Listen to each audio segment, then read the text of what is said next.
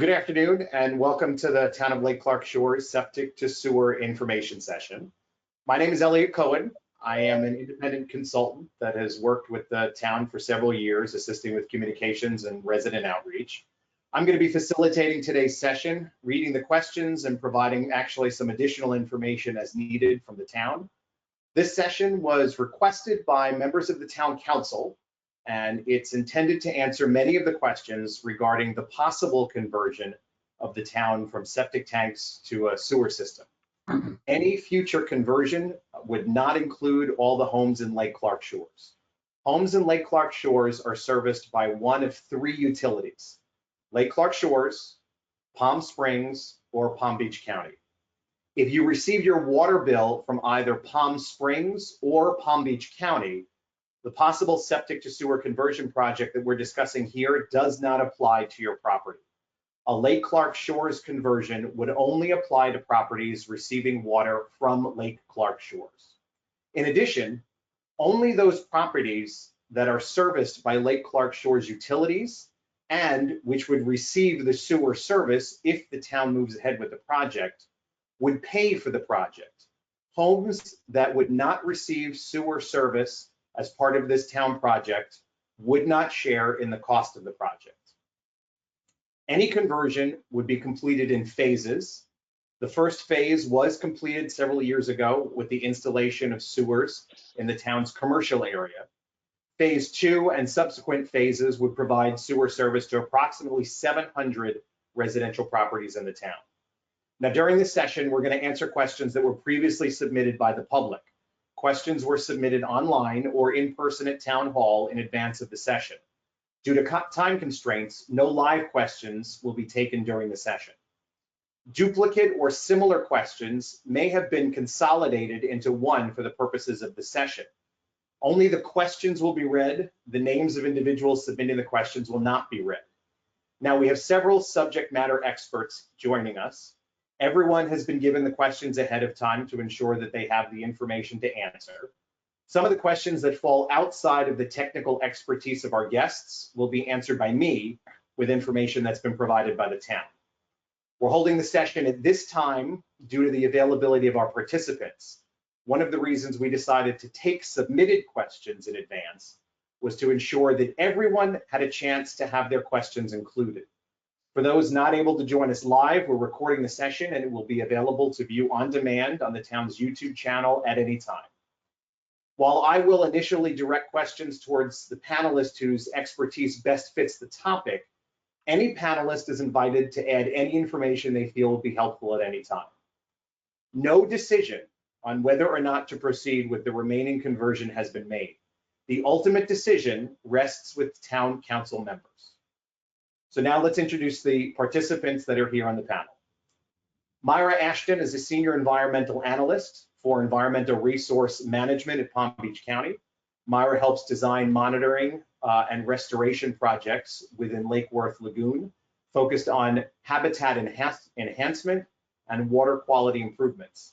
She coordinated the update to the 2021 Lake Worth Lagoon Management Plan, identifying the most pressing restoration and management needs for this urban estuary. Prior to joining the county, Myra worked for the South Florida Water Management District and the Florida Department of Environmental Protection, having an opportunity to work throughout South Florida's diverse coastal and estuarine systems. Myra earned her PhD in biological oceanography from the University of Puerto Rico and has an undergraduate degree in marine sciences from the University of Miami. Aubrey Arrington is the executive director of the Loxahatchee River Environmental Control District. He has worked as a research scientist at the South Florida Water Management District, an assistant professor at the University of Alabama, and as the science director at the Perry Institute for Marine Science, one of 6 national undersea research centers. Currently, he's the executive director of the Loxahatchee River Environmental Control District, whose mission is to preserve and protect the National Wild and Scenic Loxahatchee River. Aubrey has authored over 50 peer-reviewed publications dealing with a diverse array of environmental topics. He holds a bachelor's degree from the University of Florida and a PhD from Texas A&M. And Bill Lynch is a senior consultant and vice president with Jones Edmonds and Associates Incorporated. Bill is a Florida registered professional engineer with 4 decades of program and project delivery experience working on Florida water, wastewater, surface water, and groundwater projects. For the past 5+ years, Bill has focused his efforts on developing and delivering septic to sewer programs and projects for clients across Florida. For the town of Lake Clark Shores, Bill serves as the project manager for the Northern Utility Service Area Septic to Sewer Conversion Program. So we've got several questions that were submitted in advance. Before we get to those questions, I'm going to throw it over to Bill as the project lead. He's going to give us sort of a brief timeline as to where the town has been and what brought us up to this point. So go ahead and kick us off, Bill.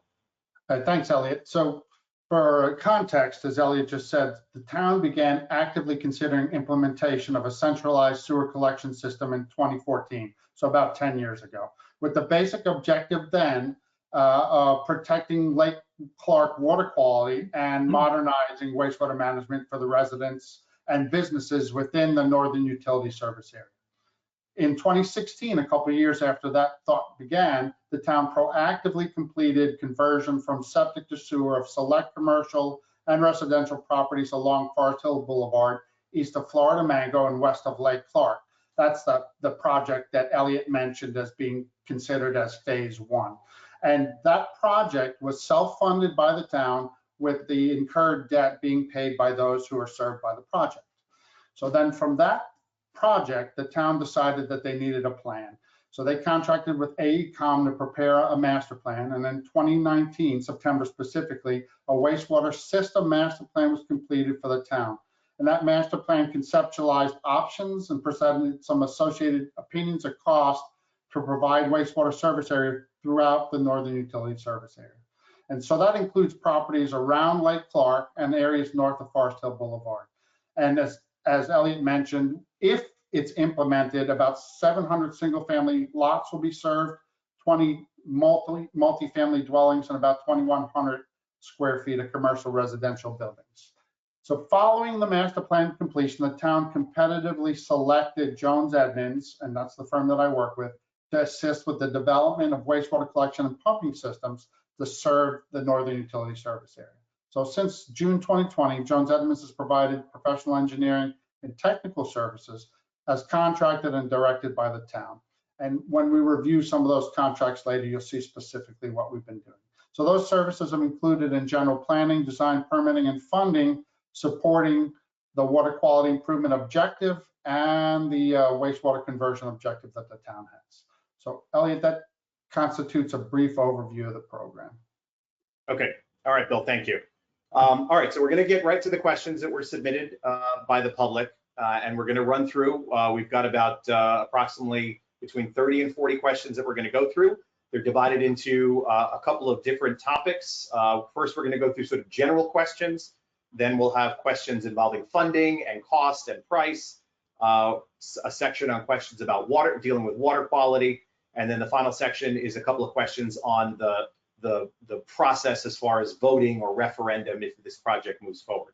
So the first question that we have is, what would be the reason for converting to septic to sewer? And for that, we're going to call in a couple of our experts.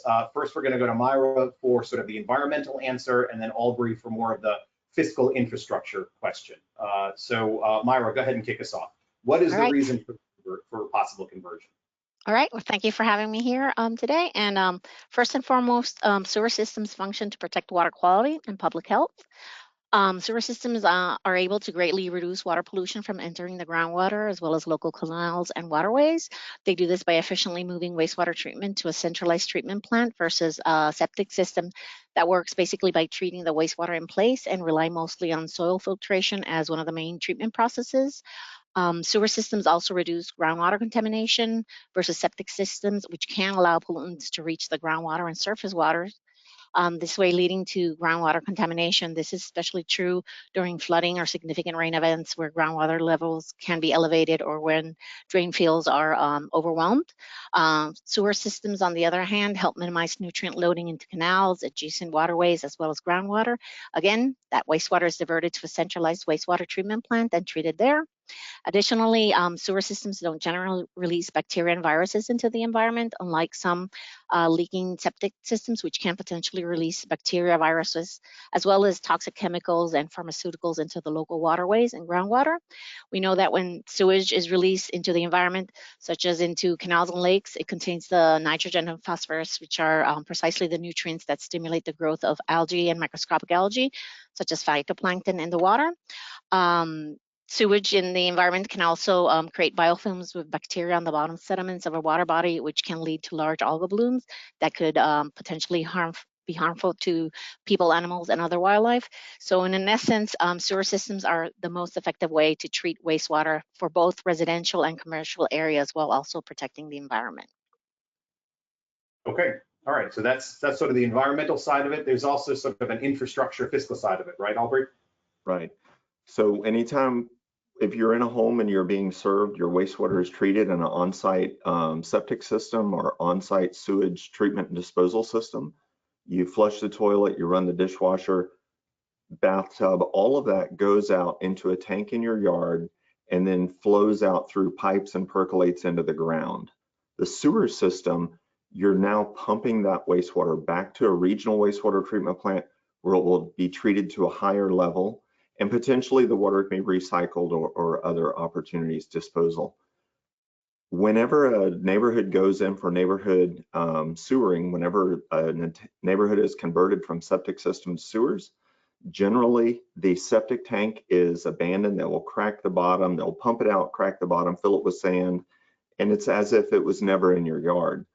It allows for renewed development in a community. I personally have managed neighborhoods converting from septic to sewer system where the entire neighborhood aspects, water mains were revitalized, stormwater system was revitalized, septic system was converted to septic to sewer. These are opportunities to revitalize, reinvigorate your neighborhood. And on average, we see in neighborhoods converting from septic systems to sewers an increase in the desirability of that neighborhood and the prices and home values in that neighborhood. So there are a lot of things going on, but as Myra pointed out, the fundamental basic issue is there are environmental problems and concerns in the local waterways and throughout the state, from the Keys to the Panhandle, throughout the state, there is diligent and proactive effort going on to convert homes from septic systems to sewers. This has been going on for quite a while, and I would just say that Lake Clark Shores in the last few years has turned some attention to this. Again, something that has been going on statewide with significant effort for quite a while. Hey, Elliot, just to put it in context, Aubrey, LRD, how many homes have you guys converted in the last decade since you've been moving to septic? So we've been at the Loxahatchee River District. There is a national wild and scenic river in Jupiter, the Loxahatchee River. We were created in 1971 with the purpose of preserving and protecting that national wild and scenic river.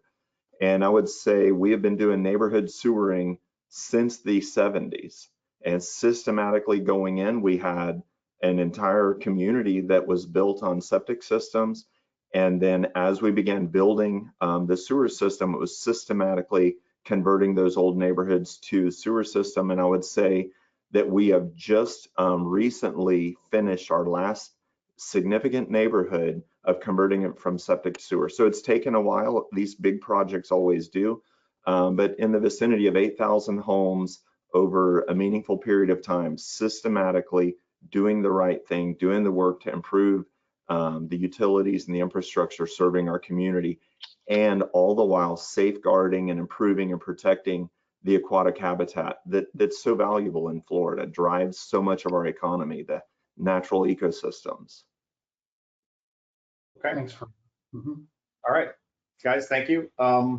As I mentioned in the introductory remarks, Lake Clark Shores, if you're a resident in Lake Clark Shores, you're serviced by one of three utilities, either Lake Clark Shores, Palm Springs, or Palm Beach County. So the next question deals with the coordination between Palm Springs specifically and Lake Clark Shores. And one person wanted to know, is Lake Clark Shores coordinating with Palm Springs with regard to the possibility of the conversion, the sharing of infrastructure, that type of thing? Bill? Sure. So Elliot, the town has been coordinating with the village over the last few years on a number of possibilities in terms of being able to serve residents in either one of the service areas or the village or the town. And so as an example of that, very recently, we're looking at homes along Westlake Drive, which are within the town, but within the Village of Palm Springs service area and the town's adjacent service area. How can we best serve those units along Westlake Drive? So there is a collaboration right now, and there was a grant application actually submitted where the town had proposed that they could serve these homes within the Village of Palm Springs service area if and when phase 2, which would be the Michael West project, would be implemented. So that's, yes, they are, and just got a great recent example of doing that. Okay, all right, thank you. The next question we received, one person wanted to know, does the town send out information or will it be sending out information after the meeting with regard to links and resources as far as septic tanks and that kind of thing? The town doesn't currently send out information, but in the post-meeting materials, we will provide some links to some source resources, some agencies, some expertise that will deal with maintaining a septic system. So the question specifically was, does the town provide information about maintaining a septic system? So the answer is not generally, but following this specific meeting, we'll provide some resources and some links. The next question is question number 4, which was submitted, is what would happen to your existing septic tank? And Aubrey, I know you touched on that a little bit. Give us a little more detail. So basically, in one of these systems, the utility will do the work to build the public infrastructure, the new gravity sewer system, the new vacuum sewer system, whatever this system is that's going to be built, the utility will build that infrastructure in the public right of way. It'll be evaluated by the health department, DEP, and it will be certified for service. When that certification, when it's approved for use, that there's a very specific date, letter goes out, and you have 1 year to connect.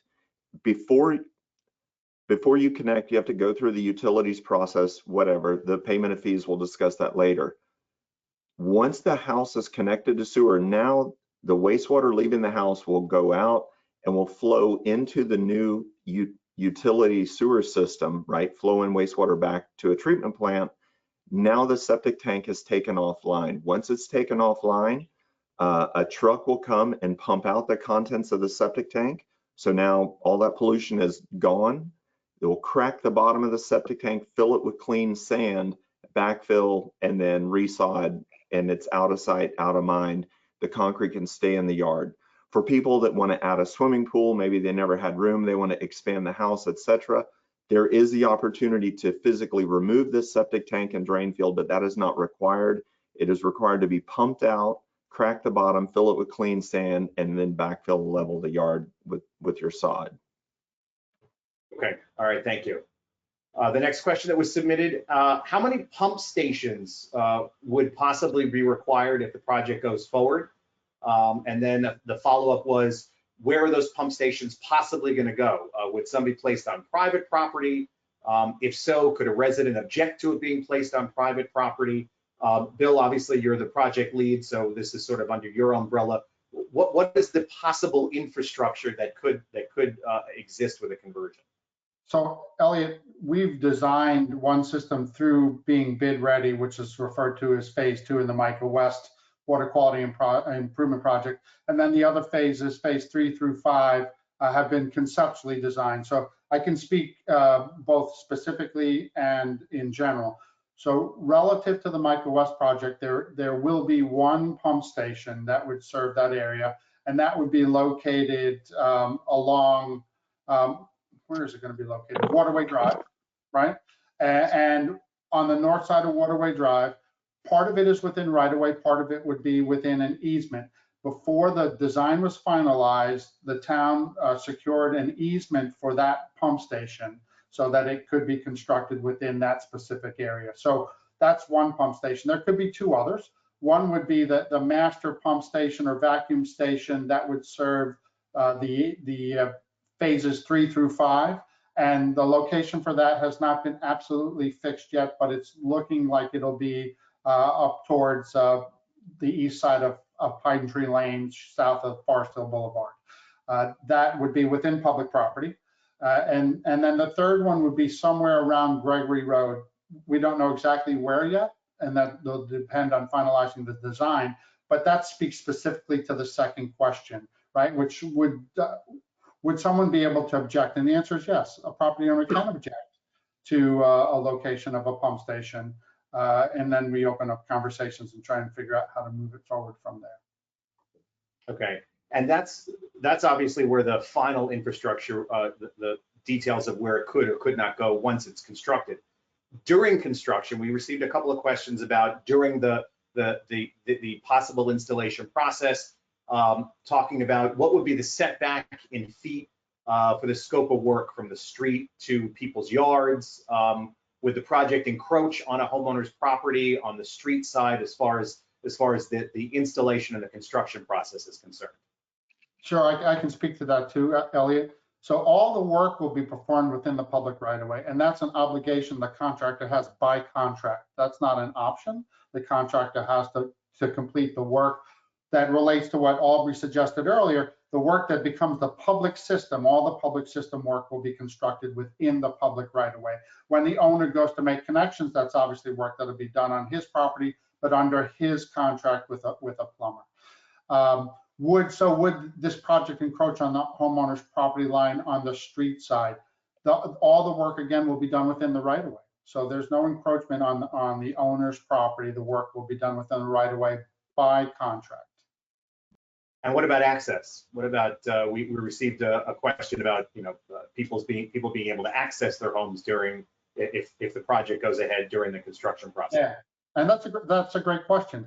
So also within the contract documents is a requirement we impose on the contractors to develop a maintenance of traffic plan that is both for safety and for the passage of vehicles. The homeowner will always have access to the road, and in addition, safety vehicles, garbage trucks, delivery trucks will be able to have access to the property. Now that said, there may be times because of the work being right in front of someone's home that there'll be access may require a temporary detour, but at all times, anytime there's work that would keep you or any work in front of your home would be managed in such a way that you can get in and out of your home, and vendors and public safety vehicles can as well. Okay, and this is going to be a related question, but it's going to be for Albert just because he's gone through the process so many times. Obviously, during the conversion process, it is a capital improvement project. It is a construction project. Ultimately what happens to people's swales? What happens to people's landscaping, to their mailboxes? I mean, things that are sort of street side during the whole process. Do they get restored? How does that work? So generally what will happen is the contract will have very detailed terms of what work is going to be done and what restoration is done, general speaking.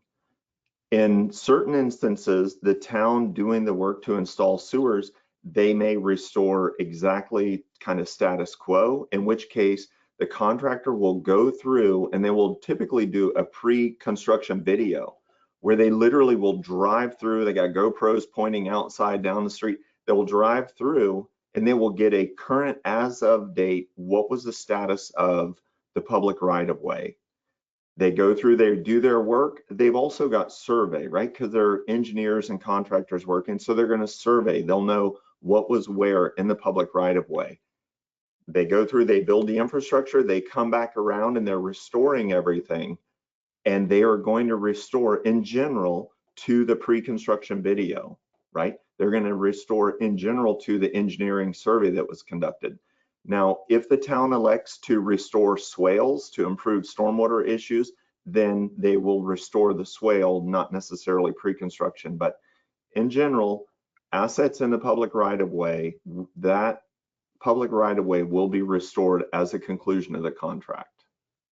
Okay. So Elliot, I'm going to add just a sentence to that. One of the objectives I mentioned early on was water quality improvement for Lake Clark. So one of the objectives the town, or one of the requirements the town has put on the design engineer, is to look at the swale systems within the areas that will be disturbed to not just restore them, but look and see, is there something that we can do that can help us design them in such a way that they can be beneficial for water quality improvement. Okay, all right, very good. Thank you, guys. The next question is, could new construction, could it occur if this project does not go through as part of the town? So I'm going to take this question based on information that's been provided from town officials. The quick answer is yes. A conversion would have no effect on a property owner's ability to build on the property. If there's no conversion, it would have no effect on a property owner's ability to build on a property. Construction can occur at any time. If there was a conversion and it was switched from a septic to a sewer system, it could possibly allow for a larger footprint of a home because there's no need to leave an open space above a septic tank. But putting that aside, any future construction would be subject to the same existing rules that exist today with regard to permitting, regulations, zoning, et cetera. The last part of the answer is, if you build on your property, it's developed with a septic tank, and then a septic to sewer conversion does take place, property owner would be obligated to connect that new construction, whatever home they built, they would be obligated to connect it to the new sewage lines. Generally, you have 1 year from the completion of the conversion to connect the home. So that would be the last part of the answer. But in general, could new construction occur if the project doesn't go through? Absolutely. New construction on a property will be subject to the same permitting, regulations, and zoning as it would be today. The next question we got is that if this is passed by the town council, what areas are considered the next phases, or phase 1 and phase 2? And I know, Bill, you sort of touched on this, but maybe we want to flesh it out geographically a little bit as to the phases, the areas that we're talking about. Sure. So Elliot, and I think that the town is making available a general phase map for anyone who's attending. But phase 1, as I mentioned, was the area bounded by Florida Mango and the west side of the lake, just south of Forest Hill Boulevard, that the town completed back in 2016. So that area there was considered phase 1. Phase 2 is what we refer to as Micah West, which are the streets on the west side of the lake that are in the southwest corner of the Northern Utility Service area. Phases 3 through 5 are essentially the east side of the lake and what is north of Forest Hill Boulevard. And so the question was specifically phase 1 and phase 2. Phase 1 is complete. Phase 2 is been designed, permitted, and there's funding available to construct the Micah West project in the southwest area of the Northern Utility Service area. Okay, all right. And again, just to repeat what we sort of said at the very top, even if you're in the only people that are affected, that would be affected by this project if it goes through, are people that get their water from Lake Clark Shores. So take a look at your water bill, and if your water bill comes from Palm Springs or Palm Beach County, your property is not part of this discussion. Your property would not be part of the conversion we're talking about. We had a couple of questions on timing. What would be the proposed schedule for the work? Is there a timeline or a start date for Micah West? The answer to that is the timeline is determined by when the project starts. So obviously, if the town decides to go ahead with it, then there's a bidding process, and then there's accepting of the bids from a contractor, and every contractor that would submit a response to that bid would have their own timeline. So there's really, the timeline is determined by when and if the project would start, and would depend on when and if the town decides to move forward. The duration of the project would be known once the bids are received from the bidder's proposed timeline. So in other words, once the town puts out an RFP, a request for proposals for bids, for contractors to do it. Each contractor then, on their own volition, as part of their response, will put forward what they believe is the timeline they can stick to. So there's no definitive answer because there's no definitive, there hasn't been a decision made to move ahead with this in the first place. When and if that decision gets made, and then we don't know exactly when that might be, and then it's up to the contractors. So one thing on that, Elliot, is that when the bid documents are compiled and presented for bidding by the contractors, we will include an estimate to substantial and final completion within the bid documents. So interested town residents could look at the bid documents and get an idea of the duration of the project. Okay, and all of this is, I mean, it's all public, so if the town goes ahead and moves forward with it, it's as easy as just contacting town hall, and they can give you information, you know, what the latest is on the timeline. Correct. The next question we received, did the town receive any public funding for the project? So in 2019, the town received $300,000 in grant funding. That money was used for developing design and engineering for all the phases. The early design and engineering was needed in order to be able to apply for future grants. Now, what does that mean? So most grants, state grants and other sources of money, most grants only award money to what are called shovel-ready projects. So that means projects that are already designed, already engineered, and ready for permitting. If the town hadn't spent the $300,000 on the initial engineering and design, it wouldn't be able to qualify for any future grants. So that's why that money was spent up front. As a general rule, governments don't award grant money to projects that could happen. They only award money to projects that are happening. So you need to be ready to go if you are going to apply for further grant money. Last year, the town applied for and actually was granted a low interest state loan in the amount of approximately $3.7 million. So what's the loan for? So the loan allows money to be borrowed at much lower interest rates than regular loans. The interest rate is actually capped at 1.75%.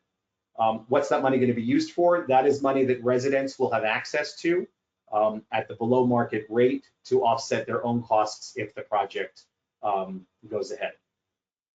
The next question we have is,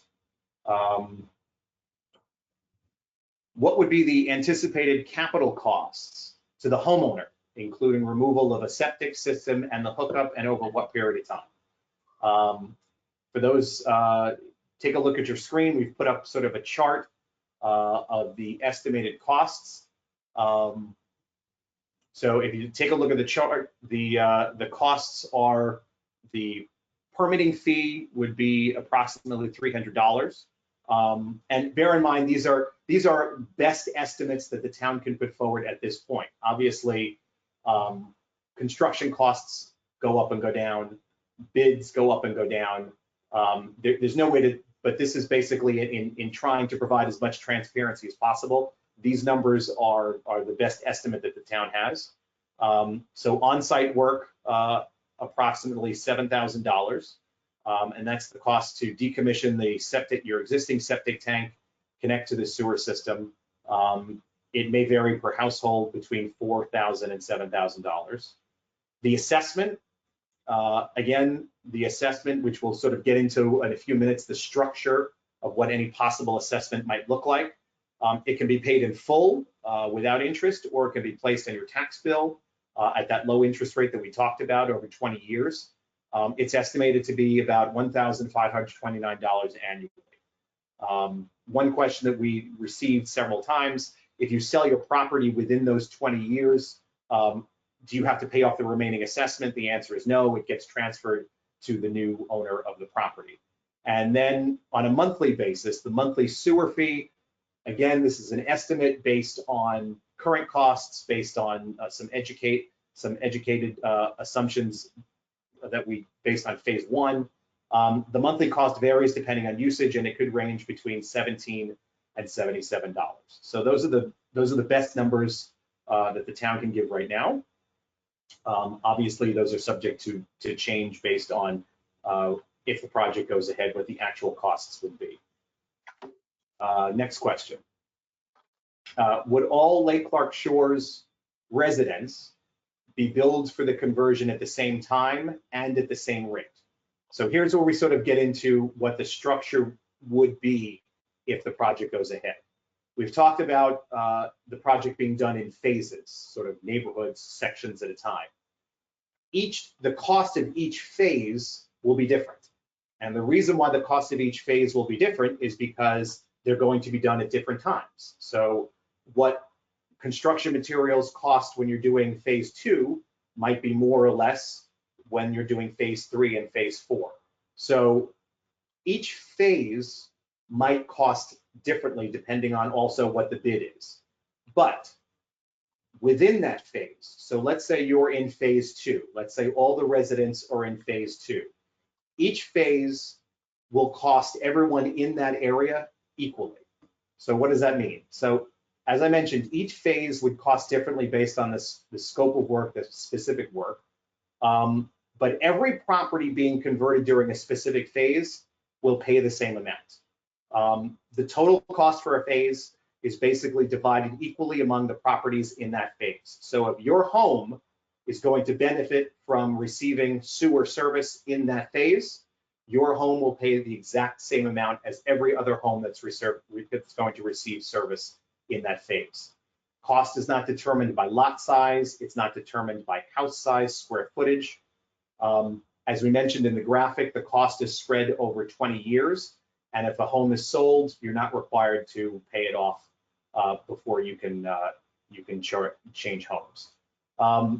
So that's how the cost will be distributed per phase. Obviously, there are some lots that don't have homes on them, and I know Albury's got some experience with vacant lots when there are no homes. How did that sort of shake out when it came to vacant lots?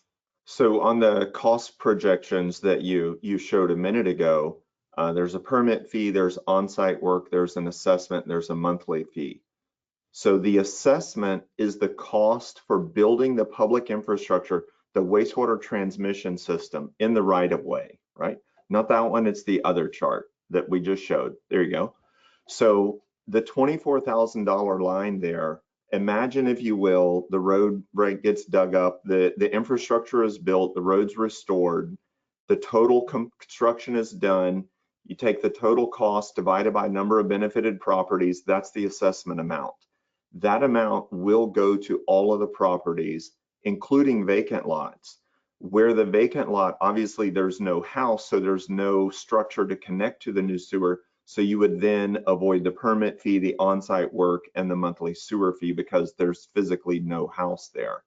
But an assessment would go, because every parcel would be benefited, even if it's vacant, it will have the benefit of being able to be connected to the sewer once the project is done. Okay, understood. All right, thank you. Next question. Would the town apply for grants or subsidies to reduce the costs for property owners? Again, the easy answer is yes. The town has been and will continue to seek grants for outside funding. Lake Clark Shores has actually put in requests for funding with the state on several occasions up until today. And it remains a top legislative priority with the lobbyists who go to Tallahassee and try to get money for the town to get funding for the project. Septic to sewer conversions are a statewide priority, as has been stated by leaders in Tallahassee. And the amount of funding that's available for a statewide priority depends on a lot of things. It depends on government budgets in Tallahassee. It depends on the amount of money available. It depends on where the political winds are blowing as far as how much of a priority it's considered as far as Tallahassee is concerned. And also public sentiment. Public sentiment also plays a role in shaping the agenda as to how grant money is allocated in Tallahassee. Lake Clark Shores monitors all of this. There are lobbyists that work for the town. And as soon as any new opportunity comes up or will come up, the town will pursue it. So the short answer is obviously yes. Next question is, would Lake Clark Shores research and administrative subsidy funding help for retired or low income seniors? So basically, what if you are retired or low income? Is there any additional help that's out there for you? And again, Alder, I'm gonna send this one to you because you've sort of gone through this already. Exactly. So our utility, we actually point people to Palm Beach County manages a state housing initiatives partnership. It is a specific program that is allocated funds to do exactly this kind of thing. They specifically have funds that can be used to pay for or help pay for connecting to public utilities. That is an existing program that is managed by Palm Beach County. And certainly our utility, when we are approached by people with this question, we direct them straight to it's called SHIP program, Palm Beach County SHIP, or State Housing Initiatives Partnership. Okay. Best place to get information on SHIP funding is where? Is it at the county level? Website, there's Palm Beach County has a few different websites. There's a SHIP program that actually helps people buy homes. There's a SHIP program that helps people connect an existing home to public utilities. So it would be looking at the existing home SHIP program. Quick Google search will reveal that. Okay, all right. The next question we received, as a result of a possible conversion, would the required road work to the roads be funded by all Lake Clark Shores residents, and would they be partially funded by cities like Lake Worth Beach, Palm Springs, West Palm Beach, because they have people that also utilize the roads in Lake Clark Shores? So it's an interesting question.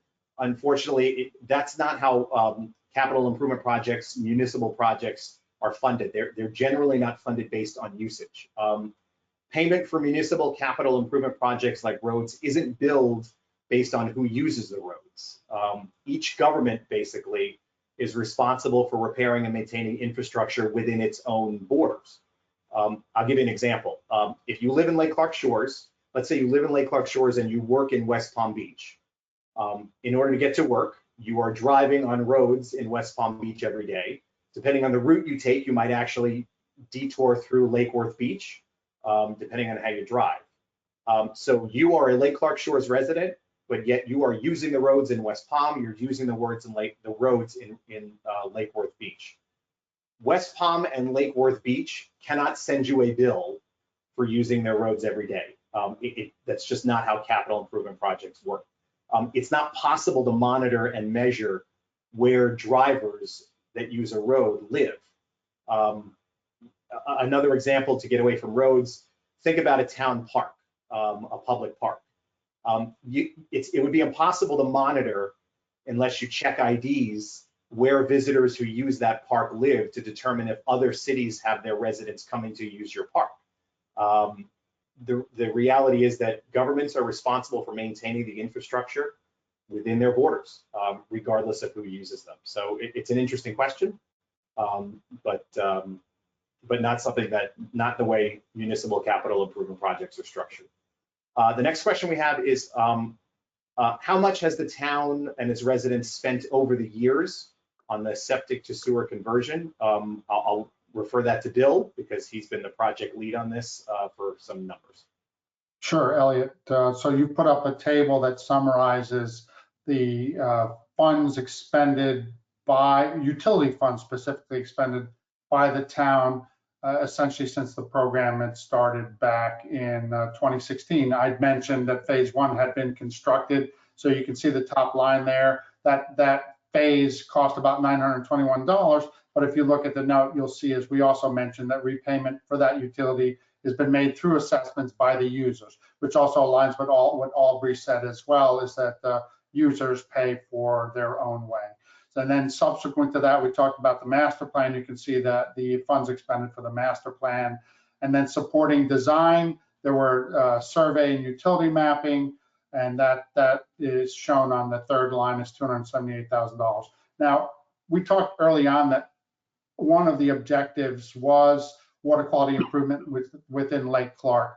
So a alternative restoration plan was looked into, and that first phase of doing that, which is called the 4E, was completed. submitted to, the 4E was submitted to DEP, and back on May 2022, DEP accepted that plan. They recognized it as a proactive effort by the town, which also helps position the town for funding where they could take advantage of water quality improvement funding when it aligns with what their need is and what the grant covers. So that's just a highlight of a few of those items.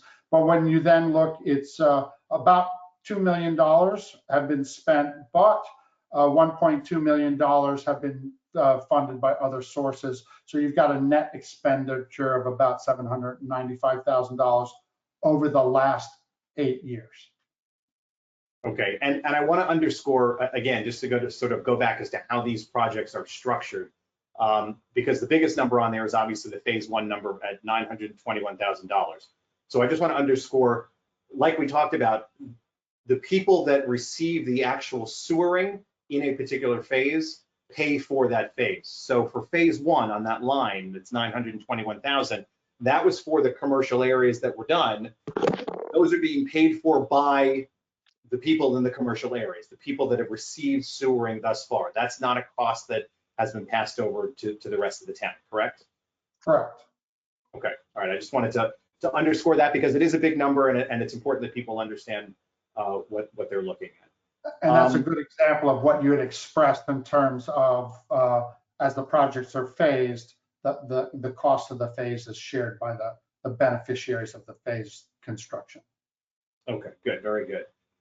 Okay, so that was sort of as we grouped it together, those are more of the general questions. We're going to get into some questions now about water quality. So Myra, who's been enjoying her time here, we're going to put her to work a little bit more.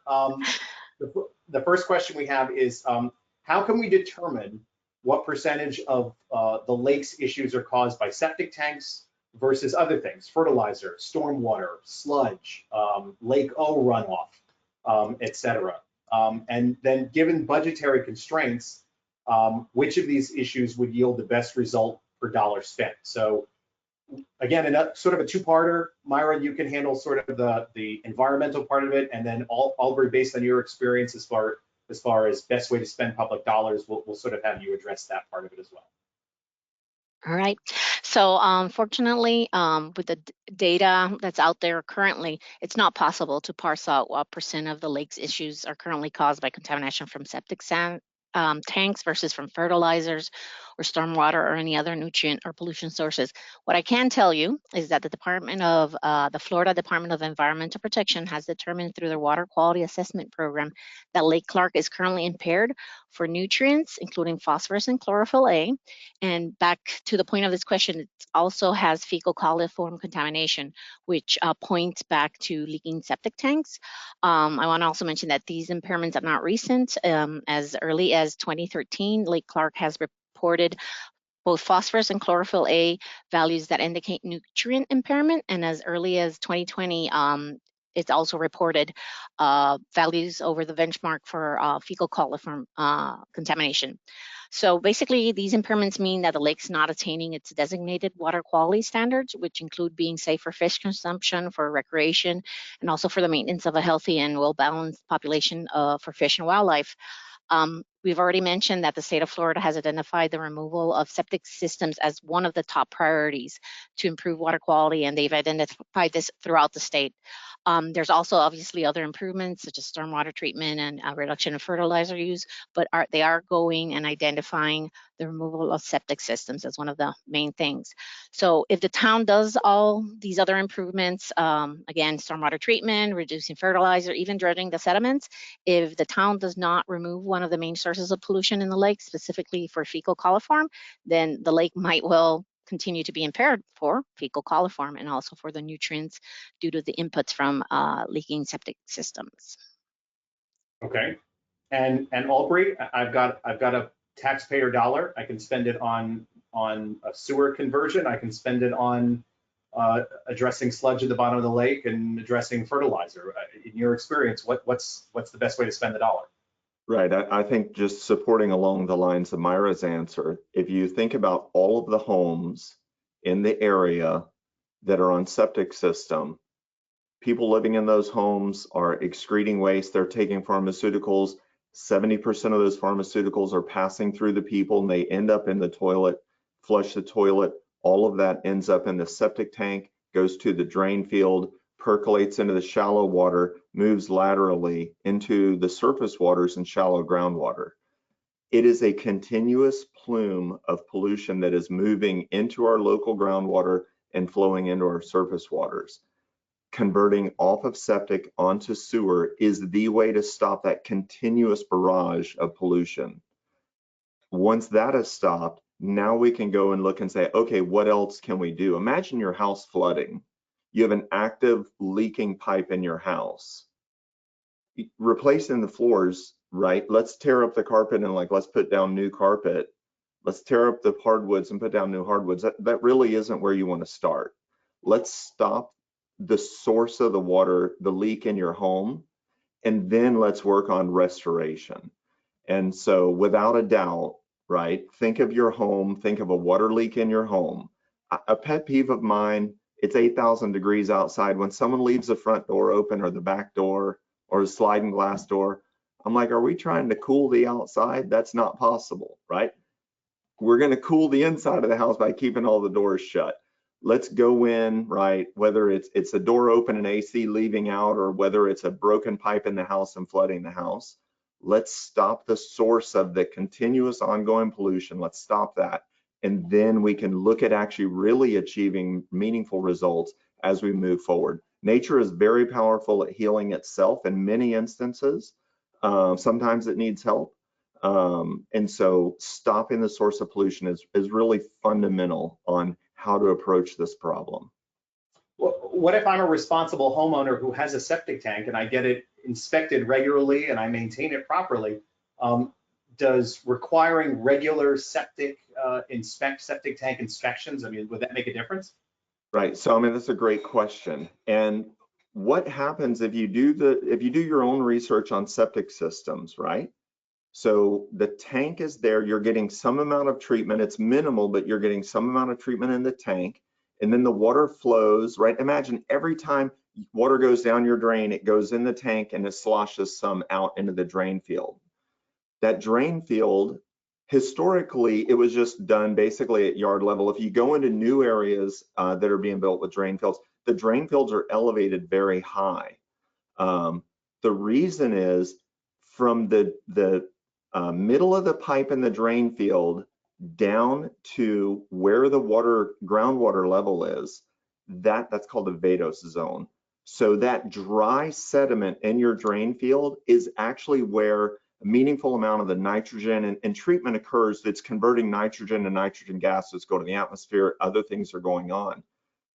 In Florida, right, especially in old yards with drain fields down at just kind of yard level, the distance between the drain field and the water table is negligible.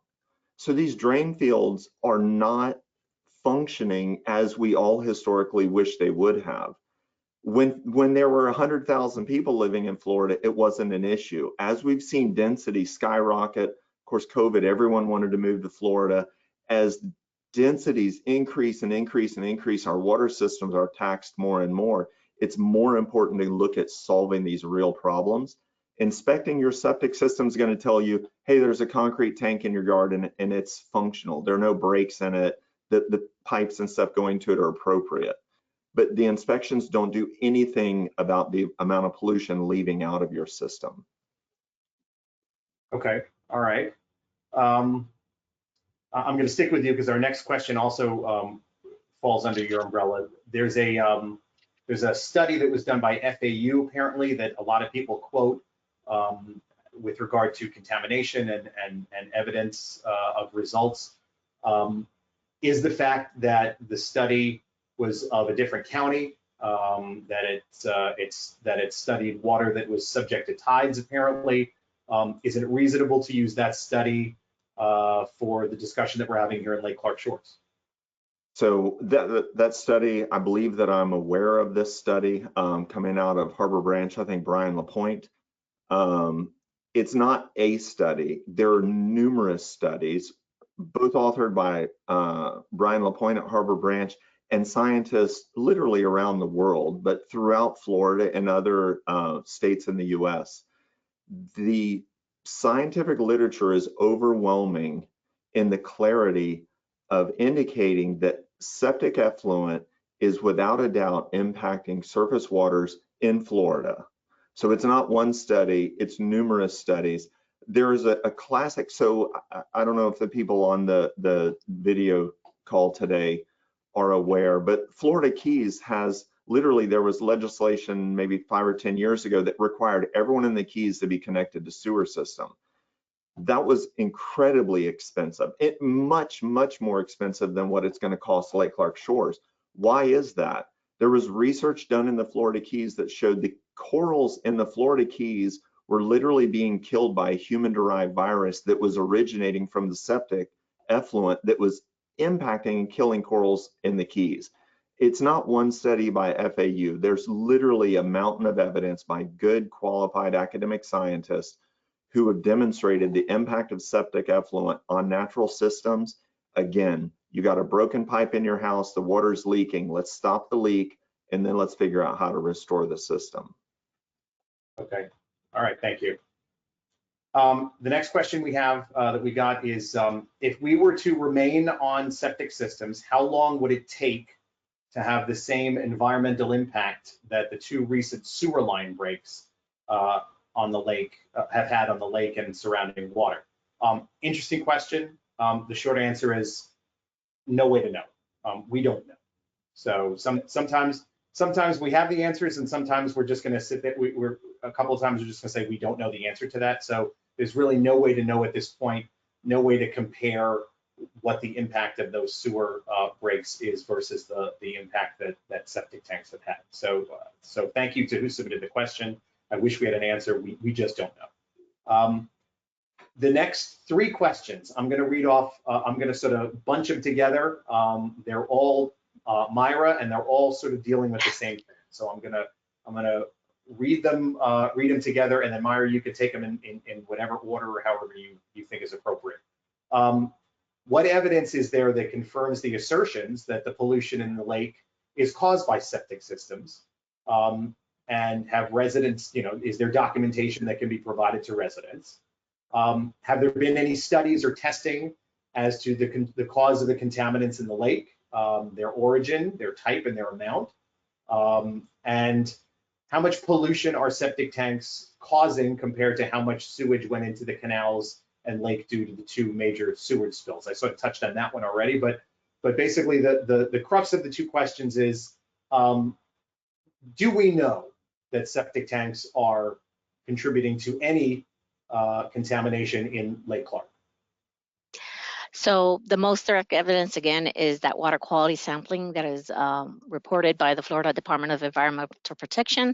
They indicate elevated fecal coliform values within Lake Clark. And this is specifically, they're looking at water quality in 3 monitoring stations that we have that are in the lake itself. It's also impaired for nutrients such as total phosphorus and chlorophyll A. The sampling is in Lake Clark as part of the monthly monitoring for the town's MS4 permit. That's the municipal separate stormwater and sewer system. All this information is available at the Department of Environmental Protection website, and I'm certain we could also add it to the town's website if it's not there already. But you can potentially do some targeted testing for human markers in the water and sediments, such as sucralose and pharmaceuticals. But like Aubrey said, it's been proven again and again that these systems, especially older systems, contaminate the adjacent water bodies and canals.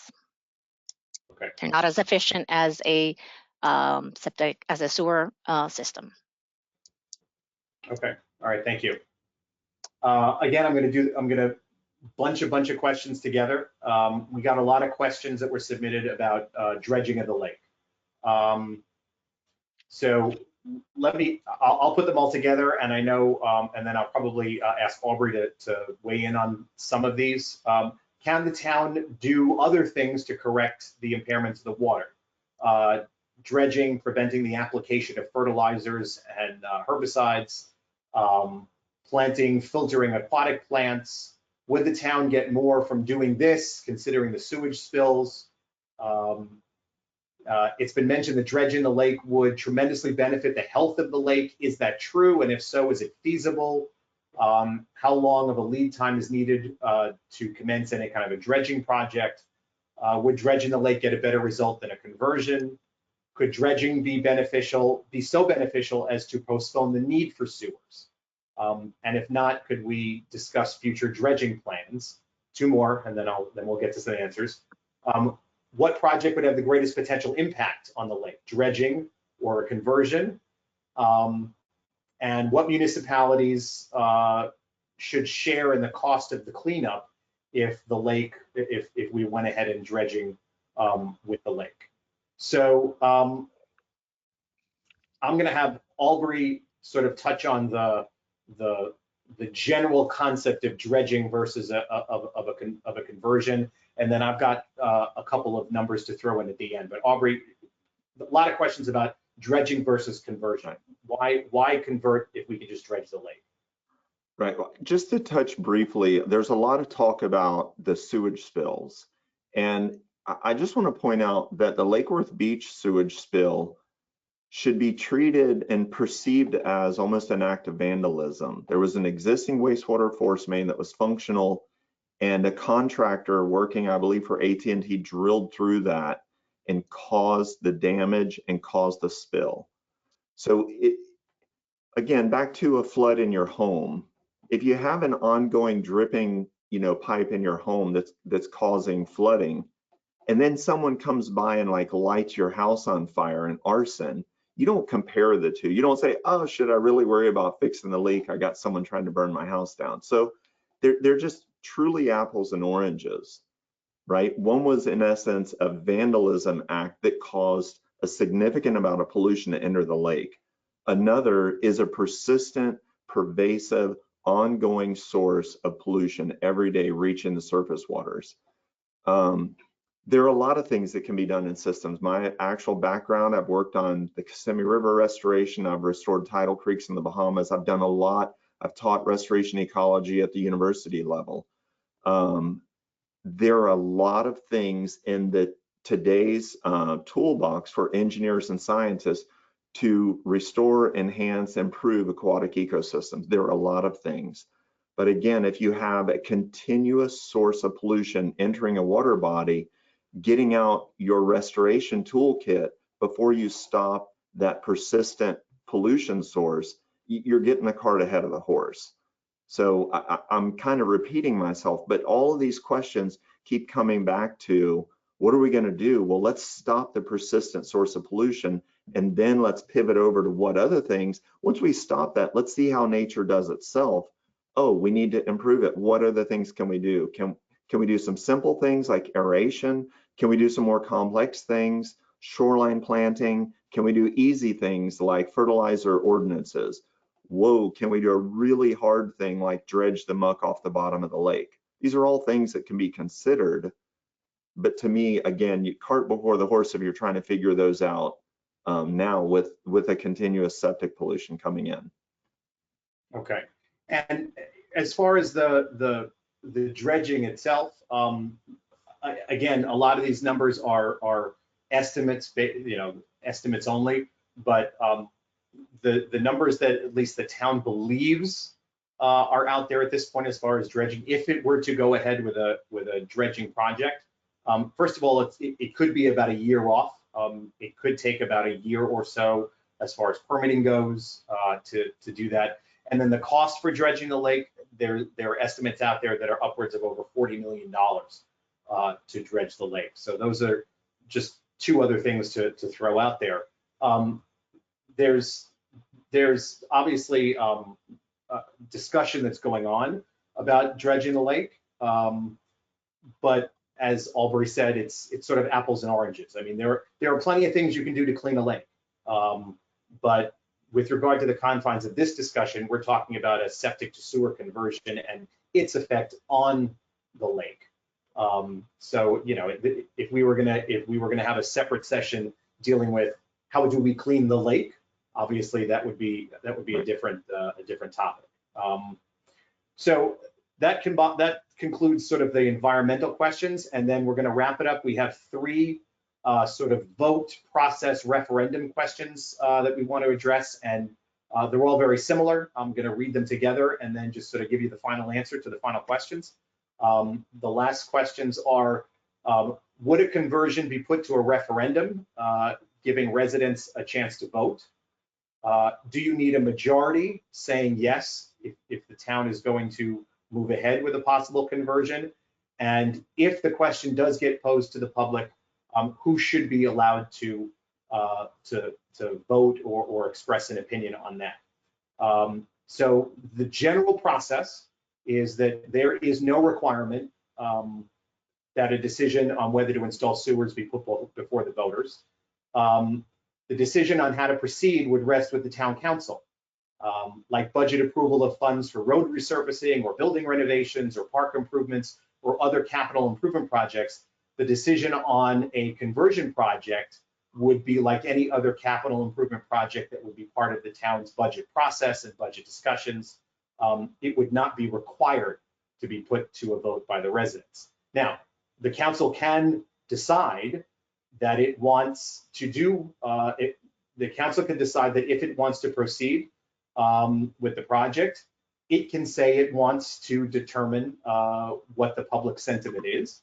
The town council can determine if it wants to make that decision with or without implementing some sort of public poll or vote. The council can also decide who would be eligible to participate in any kind of a public poll or a vote. But the bottom line is there's no requirement, there's no legal requirement that the decision as to whether to go ahead with a septic to sewer conversion be put to the voters. It's a capital improvement project and part of the budget process like everything else. That concludes going through all the questions that we received. We hope we touched on everything that was submitted. My thanks to Aubrey, Myra, and Bill for your time and your expertise and your information. And thank you to everyone who's joined us. We hope that this was helpful and enjoy the rest of your day. Thank you so much. My pleasure.